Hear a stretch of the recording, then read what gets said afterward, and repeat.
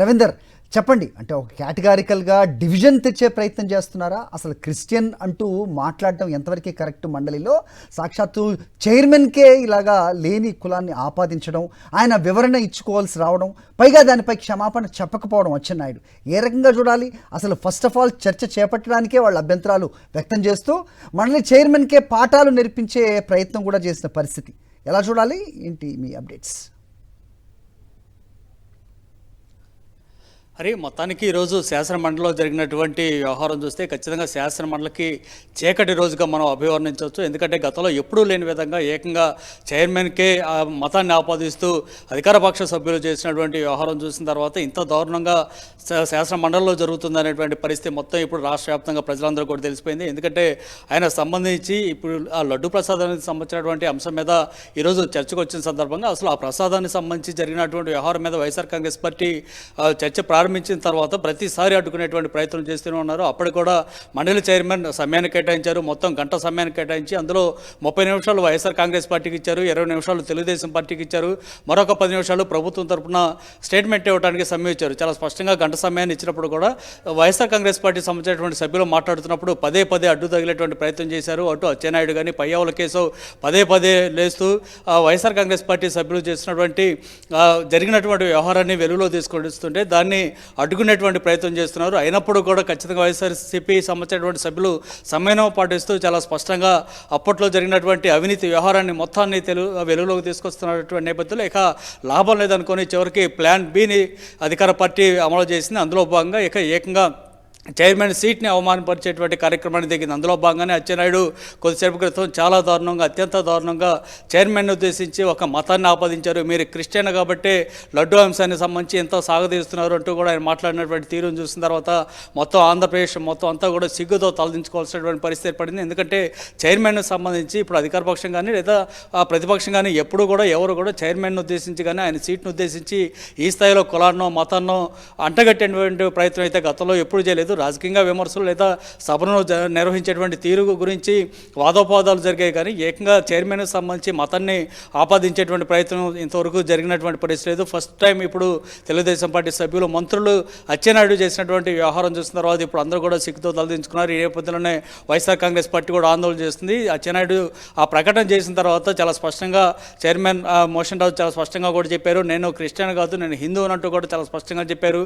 ఆ తర్వాత కూడా వైఎస్ఆర్ కాంగ్రెస్ పార్టీ సంబంధించిన అధినేత పేరును కూడా అచ్చెన్నాయుడు ప్రస్తావించిన సందర్భంగా అప్పుడు వైఎస్ఆర్ కాంగ్రెస్ పార్టీ ఎమ్మెల్సీలు పెద్ద ఎత్తున ఆందోళన చేస్తున్నారు. ఇప్పుడు కూడా క్షమాపణ చెప్పాల్సిందంటూ వారు డిమాండ్ చేస్తున్నారు. కానీ క్షమాపణ అనేది ఇంతవరకు అచ్చెన్నాయుడు చెప్పలేదు. చెప్పకపోగా చైర్మన్ ఉద్దేశించి మీరు క్రిస్టియన్ కాదని ఇప్పుడు చెప్పారు కాబట్టి ఓకే, నేను ఇక్కడి నుంచి మీరు క్రిస్టియన్ కాదనుకుంటాను అంటూ మాత్రమే చెప్పారు తప్ప తాను చేసినటువంటి వ్యాఖ్యలకు సంబంధించి క్షమాపణ చెప్తున్నానంటూ అన్న మాట మాత్రం చెప్పలేదు. ఈ నేపథ్యంలో వైఎస్ఆర్ కాంగ్రెస్ పార్టీ సభ్యులు క్షమాపణ కోరుతూ పెద్ద ఎత్తున ఆందోళన చేస్తున్నారు. వెళ్ళలో కూడా దూసుకెళ్ళినటువంటి పరిస్థితి. సో ఈ నేపథ్యంలో ఒక గందరగోళ వాతావరణం నెలకొన్న నేపథ్యంలో ప్రస్తుతం 5 నిమిషాల పాటు చైర్మన్ సభను వాయిదా వేశారు. ఇదే కాదు, మొదటి నుంచి కూడా సభ స్టార్ట్ అయినప్పటి నుంచి కూడా ఇదే అంశం జరుగుతుంది.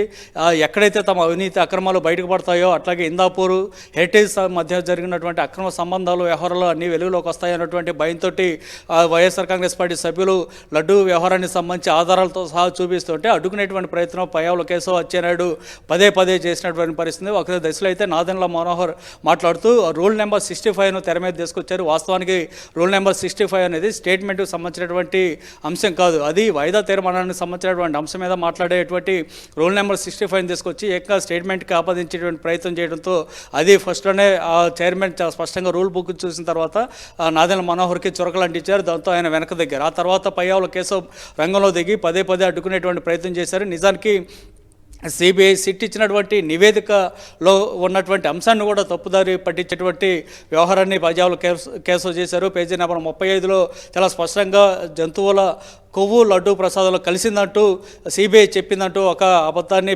పట్టపగలే శాసన మండలిలో చెప్పినటువంటి పరిస్థితి. వాస్తవానికి ఆ పేజీ నెంబర్ 35లో చాలా స్పష్టంగా అక్కడ టీటీడీకి సంబంధించినటువంటి ఒక ఉద్యోగి ఒక ఫిర్యాదుని అందించారు. ఇందులో జంతువుల కొవ్వు కలిసిందేమన్నటువంటి అనుమానం కలుగుతున్నట్టు ఇచ్చినటువంటి ఫిర్యాదుని సిబిఐ దాంట్లో పేర్కొందే తప్ప అంటే ఒక ఫిర్యాదుకి అట్లాగే సిబిఐ ఇచ్చినటువంటి నివేదికకి తేడా తెలియకుండా మంత్రి పయ్యావుల కేసులో మాట్లాడినటువంటి వ్యవహారం కూడా ఇప్పుడు రాష్ట్ర వ్యాప్తంగా చర్చ. ఎందుకంటే చాలా స్పష్టంగా ఖచ్చితంగా తెలుగుదేశం పార్టీ హయాంలో ఈ కూటమి ప్రభుత్వంలోనే ఈ లడ్డూల వ్యవహారం, కల్తీ వ్యవహారానికి సంబంధించి చాలా స్పష్టంగా ఆధారాలతో సహా బయటపడిన తర్వాత మొదటి నుంచి కూడా దీన్ని ఏ విధంగా కప్పిపుచ్చుకోవాలనేది అర్థం కాక తప్పించుకున్నటువంటి ప్రయత్నం చేస్తూ ఉన్నారు. రాష్ట్ర ప్రజలందరూ కూడా ఇప్పటికీ అర్థమైపోయింది.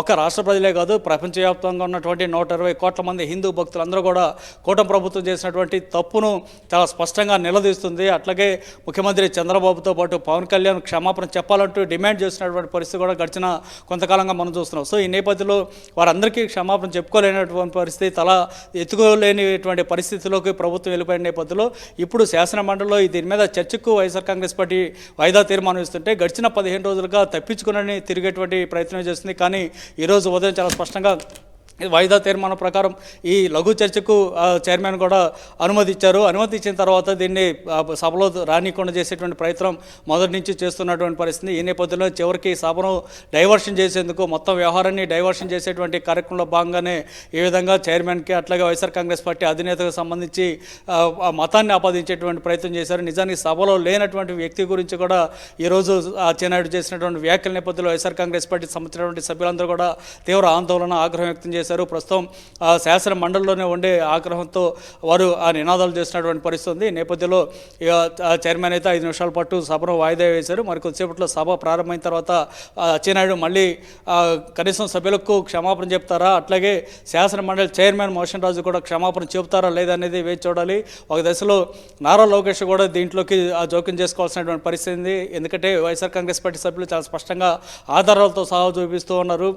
ఏఆర్ డైరీ సంబంధించినటువంటి కల్తీ ట్యాంకర్లు ఏ రోజులు వచ్చాయనేది చాలా స్పష్టంగా తెలియజేస్తూ ఆ ట్యాంకర్లు 4 కల్తీ ఉందన్న కారణంతో వాటిని రిజెక్ట్ చేసి తిరిగి వైష్ణవి డైరీ సంబంధించినటువంటి ట్యాంకర్లుగా మార్పు చేసి, అంటే ఆ నెయ్యిని వైష్ణవి ట్యాంకర్లో వేసి ఇక్కడి నుంచి మళ్ళీ పైకి ఎట్లా తీసుకెళ్లారు, ఏ విధంగా లడ్డు ప్రసాదంలో వాడారు అంటూ కూడా చాలా స్పష్టంగా ఆధారాలతో సహా చూపించే నేపథ్యంలో చెప్పడానికి సమాధానం లేక తెలుగుదేశం పార్టీ సంబంధించినటువంటి నాయకులు కానీ అట్లాగే ప్రభుత్వం తరఫున మాట్లాడినటువంటి అచ్చెన్నాయుడు కానీ పయ్యావుల కేసుల దగ్గర సమాధానం చెప్పలేని పరిస్థితి ఏర్పడింది. ఈ నేపథ్యంలో అనేక సార్లు సభను అడ్డుకునేటువంటి ప్రయత్నం చేస్తున్నారు. వైఎస్ఆర్ కాంగ్రెస్ పార్టీ సభ్యుల మీద వ్యక్తిగత దోషులు దిగారు. ఒక దశలో అయితే ఏకంగా వైఎస్ఆర్ కాంగ్రెస్ పార్టీ సభ్యుల మీదకి దూసుకెళ్లి వారి మీద దాడి చేసేంతటువంటి ప్రయత్నం కూడా చేశారు. ఈ సందర్భంగా వైఎస్ఆర్ కాంగ్రెస్ పార్టీ సంబంధించినటువంటి ఎమ్మెల్సీలు కూడా ధీటుగా ఎదుర్కొన్నారు. చేతనైతే మేము అడిగే ప్రశ్నలకు సమాధానం చెప్పాలంటూ చాలా స్పష్టంగా సవాల్ చేశారు. కానీ దానికి సమాధానం చెప్పుకోలేనటువంటి పరిస్థితికి వెళ్ళిపోయారు. ఈ నేపథ్యంలోనే ఇప్పుడు ఏకంగా ప్లాన్ బిని అమలు చేసే కార్యక్రమంలో భాగంగానే వైఎస్ఆర్ కాంగ్రెస్ పార్టీ అధినేత జగన్తో పాటు మండలి చైర్మన్ మోషన్ రాజు మీద మతాన్ని ప్రస్తావిస్తూ వారు క్రిస్టియన్లు కాబట్టి శాసన మండలిలో లడ్డూ గురించి ఈ విధంగా మాట్లాడుతున్నారంటూ చేసినటువంటి వ్యాఖ్యలు ఇప్పుడు పెద్ద ఎత్తున దుమారం రేపుతున్నాయి. ఇది నిజానికి శాసన మండలి చరిత్రలో అత్యంత చీకటి రోజుగా భావించాల్సి ఉంటుంది. గతంలో ఎప్పుడు ఏనాడు కూడా ఈ విధంగా మండలి చైర్మన్కి ఒక మతాన్నో లేదంటే ఒక కులాన్నో ఆపాదిస్తూ సభ్యులు చేసినటువంటి ప్రస్తావన అనేది గతంలో ఎప్పుడూ జరగలేదు. ఏ రికార్డు చూసినా కూడా ఆ విధంగా లేనేలేదు. కానీ ఇప్పుడు తొలిసారి మంత్రి అచ్చెన్నాయుడు చేసినటువంటి వ్యాఖ్యలు చూసిన తర్వాత ఇప్పుడు మొత్తం తెలుగు రాష్ట్రాల ప్రజలే కాదు, ఈ చర్చ ఉదయం నుంచి టీవీల ద్వారా చూసినటువంటి 120 కోట్ల మంది హిందూ భక్తులు సైతం నోరు ఎల్లబెట్టే విధంగా, విస్తుపోయే విధంగా మాత్రం చాలా స్పష్టంగా వస్తుంది. ఎందుకు తెలుగుదేశం పార్టీ కానీ ప్రభుత్వం కానీ సమాధానం చెప్పలేక వెనక్కిపోతుంది. నిజంగా లడ్డూలు కల్తీ కొవ్వు ఉందా లేదా, ఏం జరిగిందనేది స్పష్టంగా సమాధానం చెప్పలేక ఎందుకు ఈ విధంగా డైవర్షన్ రాజకీయాలు చేస్తున్నారంటూ కూడా చెప్పిన పరిస్థితి ఉంది. దాంతోపాటు అయోధ్యకు కూడా ఈ కల్తీ నెయ్యితో చేసినటువంటి లడ్డూను పంపించారంటూ కూడా పయ్యాల కేసులు చెప్పిన సందర్భంగా ఎమ్మెల్సీ చంద్రశేఖర్ మాట్లాడుతూ అట్లాగే మాధవరావు ఇద్దరు కూడా చాలా స్పష్టంగా చెప్పారు. నిజానికి అయోధ్యకు లడ్డు సంబంధించి కల్తీ లడ్డు కనుక పంపించుంటే ఆ రోజు ముఖ్యమంత్రి చంద్రబాబుతో పాటు పవన్ కళ్యాణ్ కూడా అయోధ్య వెళ్ళారు. అక్కడ ప్రసాదంగా లడ్డు ప్రసాదాన్ని కూడా తీసుకున్నారు. నిజానికి అదే రోజు జంతువుల కొవ్వు కలిసి ఉంటే ఆ రోజు మీరు ఎందుకు ఫిర్యాదు చేయలేదంటూ కూడా ప్రశ్నించారు. దీనికి కూడా ప్రభుత్వం తరఫున పయ్యావుల కేసులు కానీ అచ్చెన్నాయుడు కానీ సమాధానం చెప్పలేకపోయారు. పూర్తిగా ఒక డోలమైనటువంటి పరిస్థితిలోకి అధికార పక్షం వెళ్ళిపోయింది. ఎలాంటి సమాధానం చెప్పుకోవడానికి వారి దగ్గర జవాబులు కూడా లేవు. ఈ నేపథ్యంలోనే ఏకంగా అక్కడ మంత్రి వైఎస్ఆర్ కాంగ్రెస్ పార్టీ అధినేత జగన్ ప్రస్తావన తీసుకొచ్చారు. అట్లాగే మండలి చైర్మన్ మోషన్ రాజుని ప్రస్తావన తీసుకొస్తూ కులాన్ని మతాన్ని అంటగట్టేటువంటి ప్రయత్నం చేశారు. ఈ సందర్భంగా సభలో పెద్ద ఎత్తున వాదోపాదాలు చోటు చేసుకున్నాయి. హరి చెప్పండి. రవీందర్, మరోవైపు ఫిర్యాదు మాత్రమే ప్రస్తావిస్తూ అసలు యాక్చువల్గా నివేదిక ఏమిచ్చింది? సుప్రీంకోర్టు ఇచ్చిన నివేదిక, ఆ తర్వాత అంతకుముందు ఛార్జ్షీట్లో ఏం పొందుపరిచింది, క్లియర్ కట్గా సిట్ ఇచ్చిన రిపోర్ట్ ఏముంది?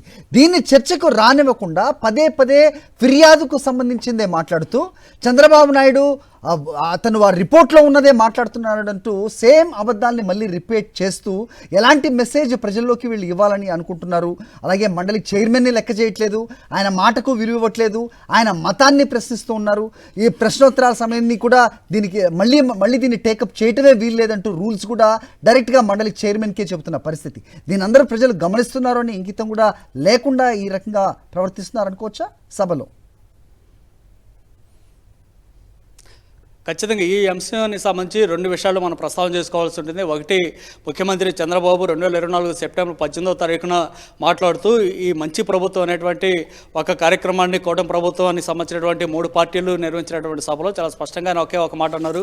చివరికి లడ్డూ ప్రసాదంలో కూడా జంతువుల కొవ్వు కలిసిందనేటువంటి సమాచారం తెలిసిన తర్వాత నేను చాలా తీవ్రంగా బాధపడ్డాను అంటూ కూడా మాట్లాడారు. ఆ సందర్భంగా ఎన్డీఆర్ఏ రిపోర్ట్లు కానీ ఎన్డీడీపీ రిపోర్ట్ సంబంధించి కానీ ఎలాంటి ప్రస్తావన చేయకుండానే ఏకంగా జంతువుల కొవ్వు కలిసిందంటూ ఆయన ఒక ఆరోపణ చేశారు. ఆ తర్వాతే ఈ ఎన్డీఆర్ఏ రిపోర్ట్ కానీ ఎన్డీడీపీ రిపోర్ట్ కానీ వచ్చినటువంటి పరిస్థితి. ఇదే అంశాన్ని ఎమ్మెల్సీ చంద్రశేఖర్ రెడ్డి ప్రస్తావించేశారు. అయితే దీన్ని అడ్డుకునేటువంటి ప్రయత్నం చేస్తూ పయ్యావుల కేశవ్ మాట్లాడారు. ఆ ల్యాబ్ రిపోర్ట్లు ఏవైతే వచ్చాయో ఆ ల్యాబ్ రిపోర్ట్లను చేతిలో పట్టుకొని మాత్రమే ఆ రోజు ముఖ్యమంత్రి చంద్రబాబు ఆ విధంగా మాట్లాడారు అని చెప్పి ఒక అబద్ధాన్ని శాసన మండలిలో చెప్పారు. వాస్తవానికి అప్పటికి ఈ రిపోర్ట్లు ఎక్కడ కూడా వచ్చినటువంటి పరిస్థితి లేదు. కేవలం కావాలని ఒక ఉద్దేశపూర్వకంగా వైఎస్ జగన్ మీద, ఆయన గతంలో ఉన్నటువంటి ప్రభుత్వం మీద ఒక మతాన్ని ప్రయోగించేటువంటి ప్రయత్నం, ఒక బురద జల్లేటువంటి ప్రయత్నంలో భాగంగానే చంద్రబాబు ఆ రోజు జంతువులో కొవ్వు కలిసిందంటూ ఒక ప్రస్తావన చేసినటువంటి పరిస్థితి.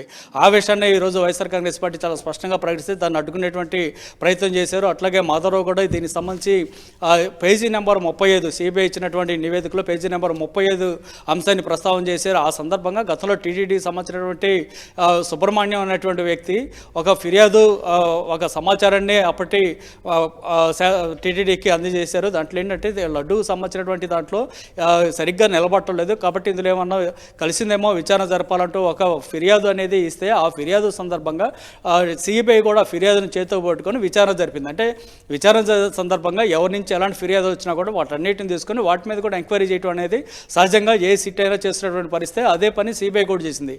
అదే అంశం అనేది పేజీ నెంబర్ 35లో చాలా స్పష్టంగా చెప్పి టీటీడీ సంబంధించినటువంటి ఒక ఉద్యోగి జంతువుల కొవ్వు లడ్డూలో కలిసిందంటూ ఫిర్యాదు చేశారు. దాని మీద కూడా మేము విచారణ జరిపాం, కానీ అందులో జంతువుల కొవ్వు కలవలేదు, అసలు కలిసే అవకాశం కూడా లేదు అని చాలా స్పష్టంగా చెప్పారు.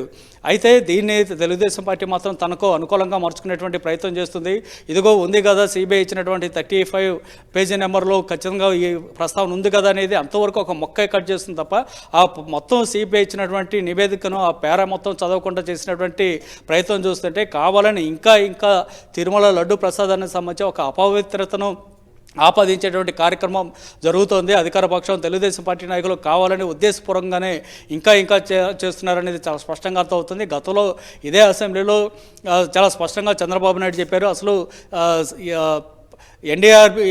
ఎన్డీడీపీ ఇచ్చినటువంటి రిపోర్టు చేతిలో పట్టుకొని ఆయన వ్యాఖ్యలు చేశారనేటువంటి మాట చెప్పారు, కానీ అది వాస్తవం కాదనేది కూడా చాలా స్పష్టంగా తర్వాత వచ్చినటువంటి నివేదికలన్నింటినీ కూడా వైఎస్ఆర్ కాంగ్రెస్ పార్టీ ఆధారాలతో సహా ఈరోజు చూపించినటువంటి నేపథ్యంలో ఇప్పుడు ఏమీ చేయలేని పరిస్థితి, ఒక ఆత్మరక్షణలోకి తెలుగుదేశం పార్టీ అధికార పక్షం వెళ్ళిపోయినటువంటి పరిస్థితి. ఈ నేపథ్యంలోనే సభను డైవర్షన్ చేసే కార్యక్రమంలో భాగంగా మొత్తం వ్యవహారాన్ని పక్కదారి పట్టించే విధంగా చైర్మన్ మీద, వైఎస్ఆర్ కాంగ్రెస్ పార్టీ అధినేత మీద ఒక మతాన్ని కులాన్ని ఆపాదించేటువంటి ప్రయత్నం చేయడం ద్వారా సభను ఇంత రాద్ధాంతం చేసినటువంటి పరిస్థితి ఏర్పడింది. Hari. Right Ravinder, thanks for the inputs.